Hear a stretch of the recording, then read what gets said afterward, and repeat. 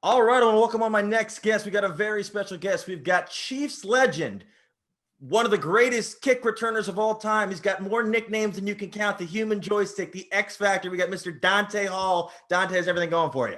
Everything's great, man. How you doing? I'm doing well. I'm doing well. So your Chiefs they're not in first in the AFC, but they're by far the best team. And then this week they've got Denver. It's a walk in the park for them, right? Well, you can never say that. It's the NFL, but it should be a walk in the park. Yeah. And they're playing the Broncos, so if you've had some fun with them, I'm sure Broncos fans aren't too fond of you for some of the stuff you did to that team. But I'm very fond of them. Hey, I like it. So did you expect them to be able to, it looks like they're going to repeat this year. Did you expect them to kind of get back on the horse right after they just won the Super Bowl? Oh, yeah, absolutely. I expect them not only to get back on the horse this season, but I look for them to be akin to the Patriots dynasty that we just watched. I mean, Brady and Belichick was the nucleus of that. Yeah. And I feel like our nucleus, Andy Reid and Patrick Mahomes, it's just the same, if not even better. But time will tell. Do you think we're just waiting for Le'Veon Bell to kind of break out? Because I feel like once playoff time is he's going to make a big play. It's kind of been like a timeshare between him and CEH. Are you just ready for him to kind of reestablish himself? Yeah, and like you said, I think the playoffs is when we'll really get a bang for our buck in regards to Le'Veon. You got to also remember he's coming over from a new team. Yep. So learning the verbiage of Andy Reid's offense, that's going to limit his playing time. Hilaire has been one of the best rookies this season. So you don't just, knock his numbers down. But I think once the playoffs start, everything slows down. The weather becomes inclement.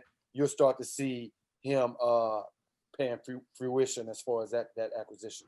Plus, once you go to the Jets, they kind of unteach you everything you know about football. So you need a couple weeks. So I don't know what the hell. You got to relearn to play football again. I'm telling you, I don't know what the hell's going on up there. Adam Gase with the eye. As soon as I saw that eye thing, I'm like, they got the wrong guy. So I want to ask you a little bit about your career. So I understand you went to Texas A&M. What led to you deciding to go there? And what was your experience like there? So my first choice was Michigan. Oh, okay. And then it was Florida State. And then it was North Carolina. I had all those schools recruiting me my junior year. I get hurt my senior year, and being a little guy, naturally people going to, question your durability. So once I got hurt my senior year, a lot of those big schools like that fell off. But my high school coach, who was like my surrogate father, rest in heaven now, but he had attended A&M from 80 to 85. And the coach that he played for had became the head coach, R.C. Slocum. So he had a relationship, was able to, basically position me right in front of the head coach. Hey, I got a guy here. You should check him out. They recruited me, and it just made sense. It's 90 miles from Houston. My mom could come watch me play. Oh, perfect. So I ended up going there because of that. But I actually made my commitment to the University of Missouri. But I was only 17 at the time, and you have to be 18 in order to go wherever you want. Other than that, your mom has to sign off, or your parents have to sign off. But because I was 17, my first 3 or 4 games in college, my mom wouldn't sign off, didn't want me out of state, and that's how it ended up being that's awesome. Proud Texas Aggie. But I saw, is it true, they brought you in as a running back? Yeah, I played running back my whole career until my second year in the league. Interesting. And then, so what was your experience like at A&M, and then what was your draft process like? So my experience it was tough. I'm not gonna lie. Having football helped, but when it wasn't football season, it was tough because for people of color during that time, A&M really didn't offer you a lot other than sports. Interesting. So if your season wasn't going, the social life, you had just a few places, but is it different now? It's more progressive, a lot more progressive than that. Good. Still not, it's not the University of Texas in Austin. Okay, not in, Miami. But it's progressive for a small college town that's 90% white.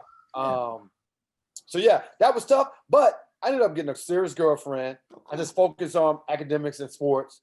I started going to Houston when I needed to socialize. So I made the best of it. I found my way on how to make it all work. Oh, cool. I have a question to you. In the draft process. Yeah. I ended up getting kicked off the team my senior year. Yeah, man. I got kicked off. For what? What'd you do? What happened? Oh, man. That's a story within a story. The synopsis is basically I had an issue with parking, man. I would pile up. I got an issue with parking right now. I was on the phone with Arlington County Parking. I called 8 people yesterday for a parking ticket. I got a parking ticket in January at my complex They Okay, so because you they didn't said see. a parking ticket. I got the had parking tickets. All right, I had two. I paid one of them. Then they called me back I had today. 2 a week. All right, you beat me on that one. No, so listen to this. So I can't believe I'm getting into this. January, I get a parking ticket at the place I live. I mail it in. I didn't hear anything until Tuesday. Wow. Tuesday. I'm like, all right, they forgot about it. They probably realized they made a mistake. Lady goes, oh, you got to call this number. Then you got to call this number. Then you got to call this number. Then one lady gave me an attitude. I'm like, I don't know what this. And then one lady was giving this, and I called every of these people, and the lady's like, all right, here, we can knock it down to $65. You might have to pay the other $25. It was like a $90 parking ticket. I'm like, fine. She said, if you don't hear back from me, you don't owe the $25. I didn't hear anything back an hour ago. Guess who called me? Hey, I'm sorry. I'm like, are you kidding me? I'm like, whatever. Dude, but I'm gonna tell you, $90 freaking dollars. I had about $900 per semester. God, I paid it. What were you? You're just leaving the car and forgetting it? Here's the deal. So in college, right? Yeah. They had this thing called the Breakfast Club. This is where you went at 5:30 a.m. every Friday if you missed class, if you were late to class. At 5:30? 5:30 a.m. prior, you would do the most insane military style exercises. It's for punishment.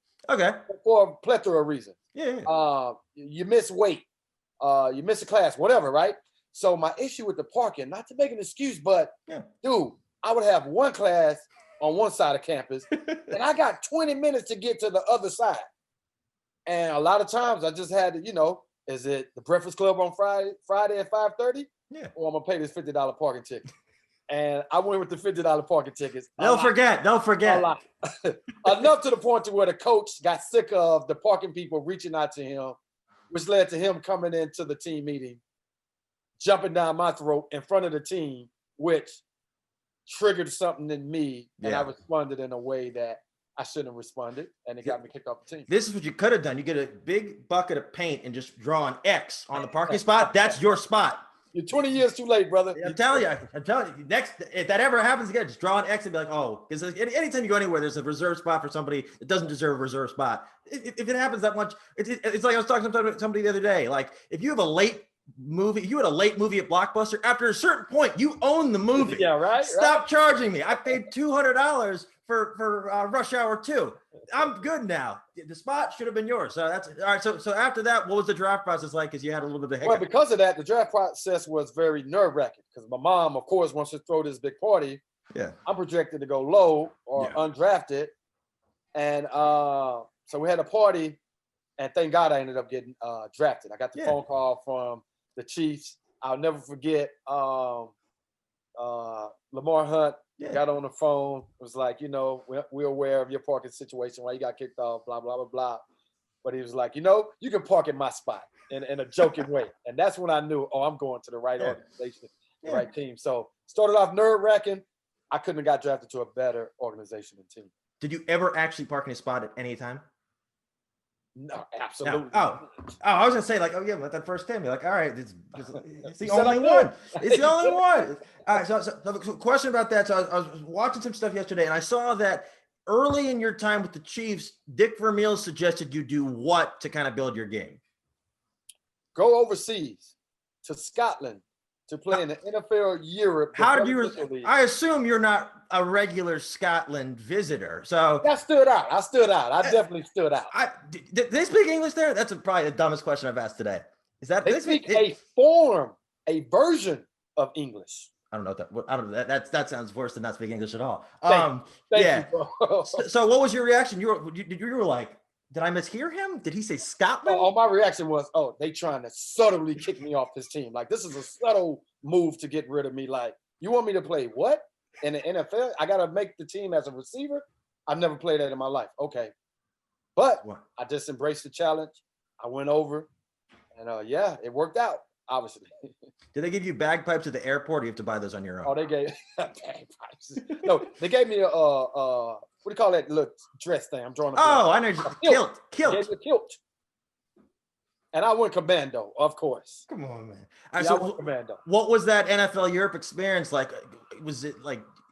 I'm sure. What were you doing? I have a question. So you probably have some practice and games and stuff. What were you doing in the off time? Because let's explore Scotland. You do anything interesting then? Man, did I? Woo! So you go to practice. Yeah. You go to meetings, and then when you're done, it's like being back at home, like a regular job. You're free to do whatever. Oh, and I took full advantage. Like I'm talking, I met some people that were natives that cool. basically had me going to casinos, clubs, They have soccer casinos games, there? I didn't. right across the street from my hotel. That's not bad. That's And not the bad. guy was one of the hosts. He was so cool. He ended up taking me. He took me golfing at St. Andrews. That's sick. I went to like these professional boxing matches, which was suit and tie. That's the first time I wore a kilt. Is that where Conor McGregor's from? He's from Ireland. He was probably there though. He might have been there though. He might have been there. I might have saw him fight that night. Didn't even realize it. Yeah, he could have been a. Man, I should have got your autograph. You know what that would be worth today if I got your autograph then? Now, and then so was there any like hesitation early on there where you're like, man, like this is bull?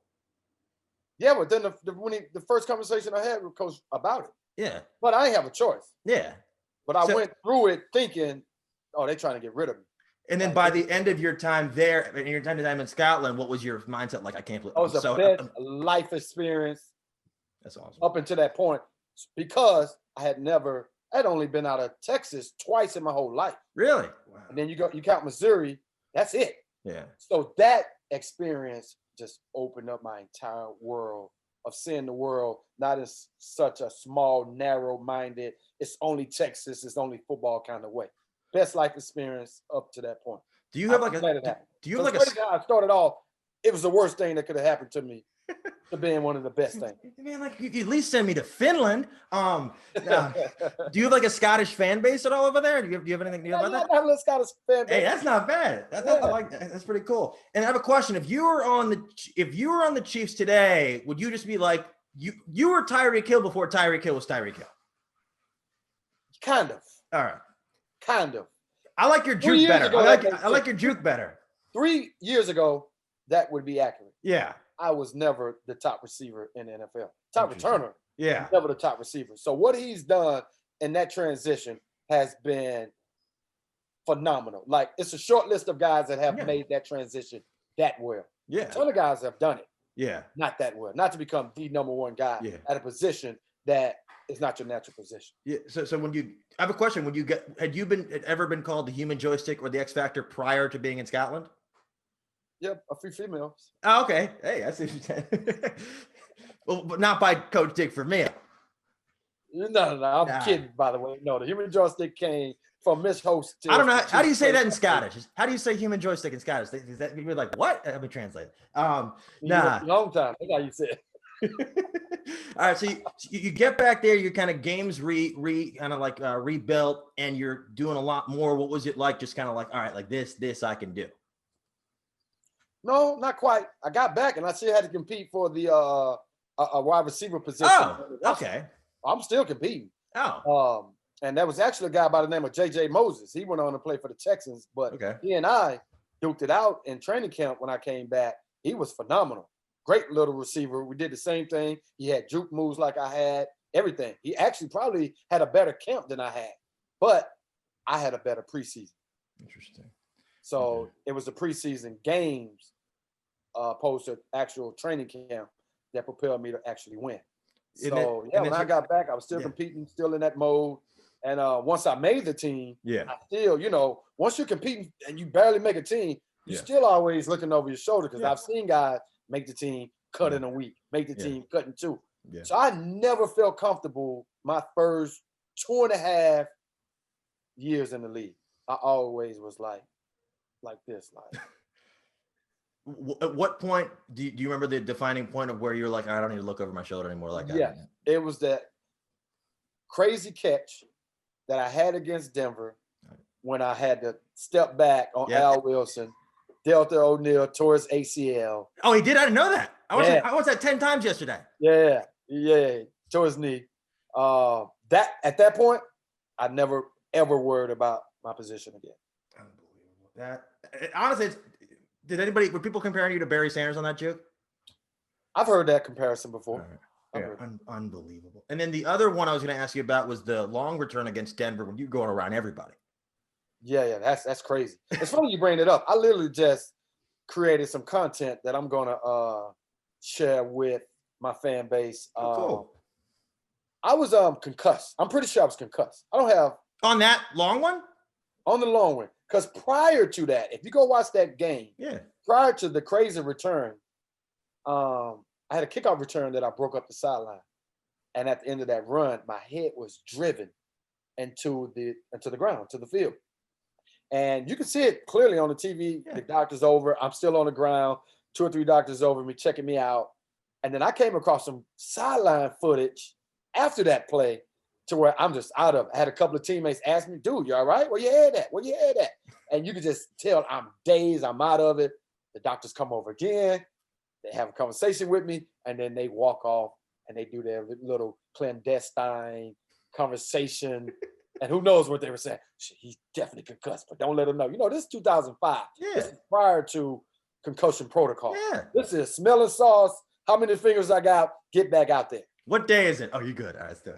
Now, I wonder if you were running. I wonder while you're running the sideline, if those doctors be like, "I can't believe he's doing this. Like, it's wild." That's incredible. And then, so do Broncos fans come up to you like all the time about that and the one about that return? They rarely bring up the catch, which is my favorite. Yeah, I thought that always the crazy return. Always, 99%. If you were in Andy Reid's offense today, how many? If it's a in your prime, you're playing for Andy Reid's a similar offense today. What do you think you do for in terms of yards for a season? I'm gonna have about 700-800 yards. I'm gonna have about 10 touchdowns a season, easy. Interesting. Because Tyreek is gonna take the top off. Kelsey's gonna draw a double team. Now you gotta play me one-on-one. You gotta double team those two, tilt covers to them. Now I got linebackers, 3rd and 4th level DBs. Yeah, no. What's going through your mind when as soon as you get the kick and you're taking off and you see all these guys around you? It's funny you say that. It's not even anything going through your mind. Everything is reactionary. You just running, you're playing ball, it's natural instincts. You've been doing it your whole life. You're running where they ain't. That's it. Really? Where they ain't. That's it. Figures like I don't know if you saw the Sherlock Holmes movie a couple years ago, and he's like, "Oh, he's gonna do this, and I gotta do that," and I'm like if his time doesn't slow down for you, just all reactionary. It slows down, but it's more reaction than thinking. You're thinking, but it's more reaction.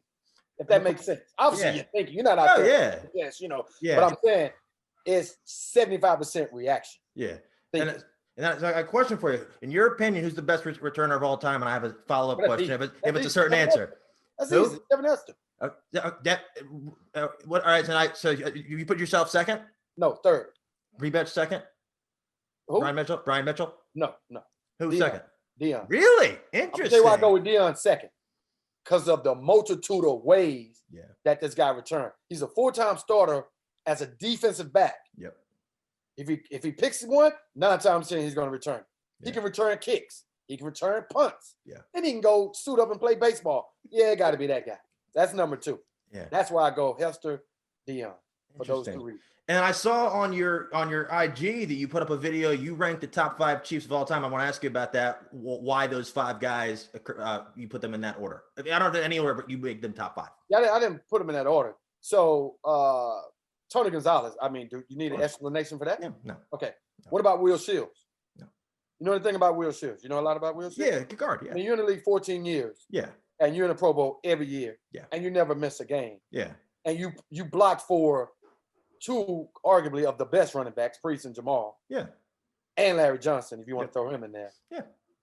And so that's 2. Lamar Hunt, just do your research on him and the pioneer that he was. The fact, anytime you put a word pioneer in front of someone, creator, founder, and father, how can you not be on the all-time great? So that goes 3 right there. And then Patrick Mahomes, that may be the only one in question. Yeah. Only because of the longevity or lack thereof. But I've seen enough football in my lifetime to know when I see greatness, I see greatness. And that's greatness all time. And then Derek Thomas. I mean, that was tough, but not really. Tough because when you start looking at the great linebackers in Chiefs history, Willie Lanier, another pioneer. Yeah. Bobby Bell, another pioneer as far as height, size, and all of that. But I think I allowed my eye test to tell me it's Derek Thomas. Derek, I think, could have played in any era with his size and speed. To whereas Bobby Bell, maybe 230. I don't know. I don't know. Maybe. Willie Lanier. Yes. And it just came down to aesthetically. I went with DT. Who were the next 2 that didn't make the list?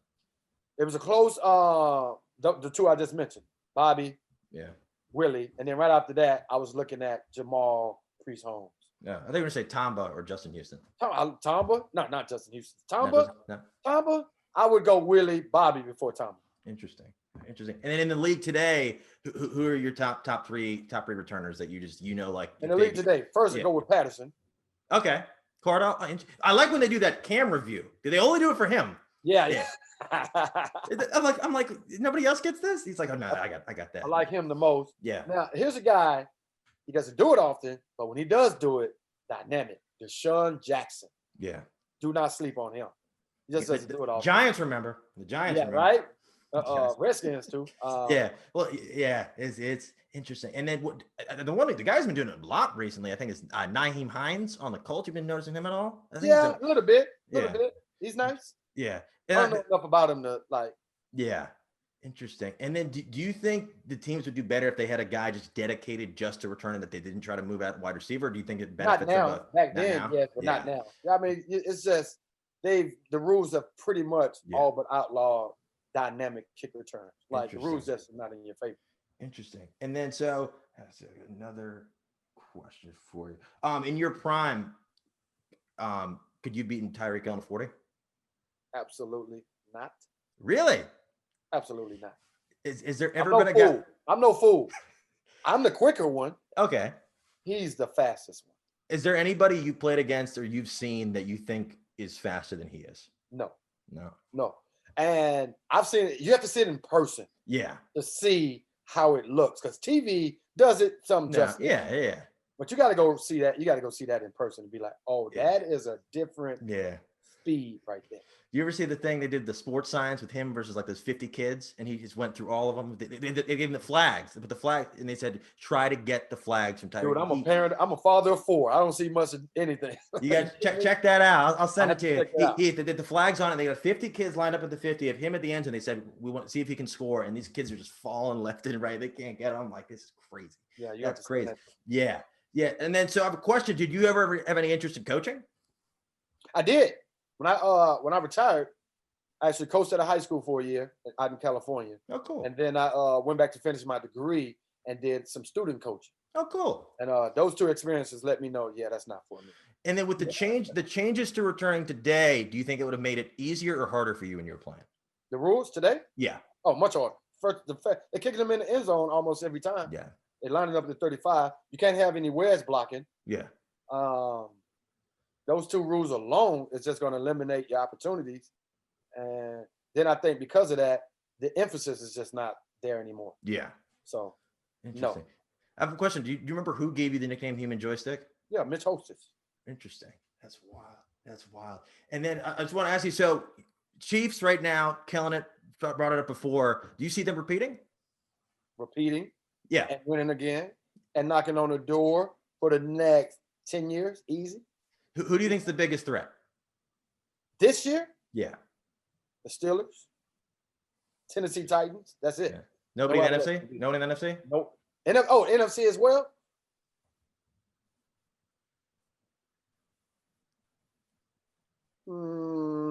Tampa doesn't do never count out Russell Wilson. Okay. You never count him out. Yeah. That's it. Yeah. And only because of him. I don't even think their team is as good as our team. I like our matchup, but Russell Wilson, I respect him enough to say, yeah, that's it. Yeah. I have a question. Did you go to the Super Bowl in Miami? Oh, did I? Yeah. Did I? What was that like? Woo! Besides the birth of my kids. Oh, cool. Maybe the most fun I've had in a long time. And you got J-Lo. People forget about J-Lo. And Shakira. You forgetting about Shakira. All right. That's fair. And they got that other guy, the bunny guy, Dad Bunny. I didn't know who he was until that happened. I'm like, who is this? Yeah, yeah, it's incredible. And then it's wild. And what's your quarantine like been after? Because soon after that, it's like everything shut down. Everything shut down, man. It was tough with the kiddos because we had them on a nice little schedule, little regiment. But it wasn't bad in the beginning because I was doing a lot of golfing. That was like, you can still do it now. That's like the one thing that hasn't changed. Not now. It's freaking wintertime. It's December now. Unless you're in the Get one of those coats they put on Mahomes when it's cold out. My hands, man. Golf is about your hands. Can't feel my hands when it's cold. Yeah. But so it wasn't all bad for me personally. I was just golfing a lot, but I hated it for my kids. Interesting. But, you know, we've all adjusted like most of everyone else in the world. And, you know, it is what it is. Yeah, yeah. Well, that's really all the really questions I really have for you. Do appreciate you taking time. How can people check out some of your content, your website, and keep up with you on social media? I appreciate it, man. You can go to Dante Hall 82, or you can go to sportsrapture.com. Those are the two places that I'm most active and putting out content and creative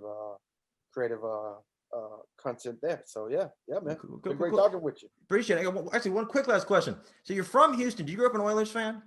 I did. Love your blue, baby. Do you think they should bring the uniforms and the team name back? I mean, with the Texans, you can't. They're the Texans now. All right, that's okay. The Houston Oilers. What about the jerseys? The jerseys. What do you about the jerseys kept Texans? This blues. Wow, like that. Texans with all your thing. Oh, that'd be fire. Yeah. With the baby blue, powder blue. Oh yeah, that'd be fire. Yeah. What do you think of the Hopkins trade? A fireable offense. They were 3-4 weeks too late. I saw one person said, would you rather have both Bill O'Brien and DeAndre Hopkins as they did last year, or not have either of them as they have now? And I'm like, I don't know. No, you got to give me Hop. All right. Give me Hop, whoever I got to take him with. Yeah. At least they were going to the playoffs. At least. Yeah.